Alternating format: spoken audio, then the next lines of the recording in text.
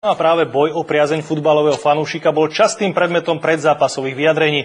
Početnosť návštevy zďaleka nedosiahla medzištátne kvalifikačné parametre. Mužstvo však vyslalo jasný signál. O 3 body proti nezmieriteľným Severným Írom bojovalo s patričným nasadením. A tiež s tímovou jednotou, ktorú demonštrovalo obchytením sa okolo pliec už počas národnej hymny. Zišlo to nejako v kabíne, že by sme sa pri tej hymne chytili za ramena a dali tak najavo, že teda držíme spolu a tým v podstate sme chceli aj tých divákov trošku vyhecovať, aby nám pomohli. Dôležité, že opäť po dlhom čase sme zvíťazili a zvíťazili sme v tom pravom momente, dá sa povedať, pretože ten štart do tej kvalifikácie je dôležitý a v podstate pred tým zápasom sme brali len víťazstvo a to sa nám podarilo. Obrat prišiel po zmene strán, čo sa hovorilo v šatni po nevýraznom prvom polčase. Podali sme si proste, je tam veľa dobrých vecí, ale stále musíme hrať pozorne dozadu, pretože Íri rozdieli tými rýchlymi protiútokmi. No a samozrejme prizvukovali sme si, že treba ďalej pokračovať tej hre a ten gól určite príde, takže som rád, že prišiel tak zavčasu a že sme sa trošku ukludnili, pridali aj druhý. No a škoda toho výpadku herného po tom inkasovanom góle zase sme sa trošku skomplikovali, ale môžeme to víťazstvo ubraniť, lebo je veľmi dôležité a treba to teraz potvrdiť Slovensko. Tréner aj prizvukol pred tým zápasom, že musíme trošku ich roztiahnuť a presadiť sa po tých stranách a dávať tie centre do 16-ky.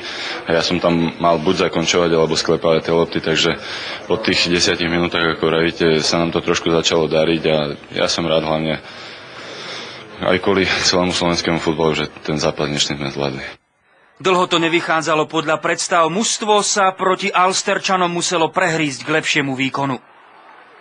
Bola tam snaha, veľké chcenie, ale že v tej finálnej fáze sme sa museli trošku ukludniť, pretože sme to... Nevedeli sme proste tú finálnu fázu dotiahnuť do úspešného konca, nevedeli sme trafiť toho Kuba v 16. A to nám fakt chýbalo, aj keď sme sa veľmi snažili a veľmi sme chceli, tak to neprichádzalo. Takže tréner nám hovoril, že sme sa ukludnili, že všetko príde a chvála Bohu, prišlo. Tak sme boli nervózni, bolo to vidieť, boli sme pod tlakom, trošku sme kazili a nestávali sme sa do tých čistých nejakých šancí, tie nejaké jednoduché chyby sme robili v finálkach, chýbala aj keď sme mali takú optickú prevahu a druhý počas sme to zlomili a potrebovali sme dať gól a potom si myslím, že sme dominovali. Škoda, že sme sa trošku záverom tým vlastným gólom sme sa trošku znervoznili opäť, ale si myslím, že sme zaslúžene vyhrali. Obranca Peter Pekarík mal prvý naozaj ostrý štart za reprezentáciu. Na pravej strane nabehal poriadne kilometre. Tak určite taká bola aj predstava trénera, že aby sa to prečíslovalo vlastne po tej mojej pravej strane a v druhom polčase to vychádzalo aj po ľavej, takže sa mi trošku uľavilo. Naozaj sa snažili každý súboj vyhrať a všetko sa snažili hrať na toho Iliho vpredu. Ten bol naozaj veľmi nepríjemný, v prvom polčase nám tam dvakrát zavaril, zo dvakrát, tak najmä na neho sme si museli dávať veľký pozor. Rekordný strelec severoírskej reprezentácie napokon neskoroval. Bol to zápas, ktorý nám priniesol veľký výdych, pretože výsledková kríza sa zažehnala v tej najpríhodnejšej chvíli. A navyše si víťazstvo vyžiadalo boj do posledného momentu. Kontrolu nad zápasom mužstvo v posledných 10 minútach stratilo, ale 3 body si už nenechalo vziať. Kvitoval to aj tréner Vladimír Vajs. Prvý zápas v skupine vždy je najťažší a ja som hráčom veril, že to zvládnu a hrali výborne, hrali so srdcom, takisto ľudia boli vynikajúci a verím, že na budúce ich bude viacej. Určite ten úvod nebol najvydarenejší, ale proste keď hráte stále doplných, nesmiete spraviť chybu, pretože súper má takisto vynikajúcich hráčov, najmä Healy, proste každá jeho strela, pohyb smrdí gólom, takže musíte hrať veľmi disciplinovane a to sme splnili a proste boli sme dneska lepším tímom. Som veril v nejakú štandardku a tá prišla. Ešte fantasticky tam naskočil, škrtol to, perfektne kopol Sapara a takisto druhá po Janovom Kozakovom centri Janko Ďurica a Hamžik. Čiže my sa na to pripravovali, robili sme to prakticky 2 dní a to prinieslo ovocie, ale videl som veľké odhodlanie hráčov a to do bodky naplnili a bol to možno ich najťažší zápas v živote, takisto ako môj. Mám pocit, že sme tu mali niečo získať a zmeniť to, že sme v minulosti v prvých zápasoch kvalifikácie zlyhávali. Podpísala sa pod to chorá disciplína pri priamych kopoch, pri ktorých sme absolútne nezvládli svoju prácu. Zaplatili sme za to krutú daň a prehrali celý zápas. Dostali sme gól po necelej minúte druhého polčasu a to nás zaskočilo. Už sme sa nevedeli vrátiť k tomu, ako sme hrali predtým. Ako sa vraví, stáli sme na zadných.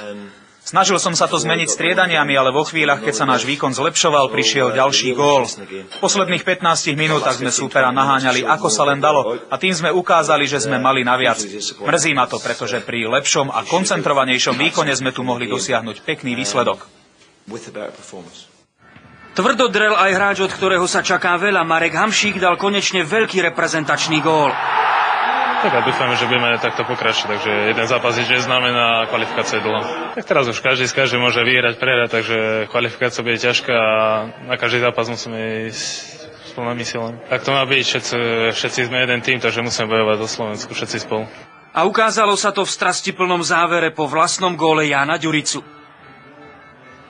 Hovorím, Jan si chcel spraviť ozaj to najlepšie, čo v tej situácii chcel, len škoda, možno, že stačilo kúsoček a tá lopta by skončila bude v rohu, alebo stačilo kúsoček, že by som ju ja aspoň chytil alebo vyrazil. Po tom góle sme 10 minút sa nejako nevedeli dostať z toho, trošku nás pritlačili, ale takouto vôľou a chcením vyhrať tento prvý zápas sa nám to podarilo, takže chvála Bohu, lebo sme tento víťazstvo a tieto body vlastne potrebovali, jak chcel.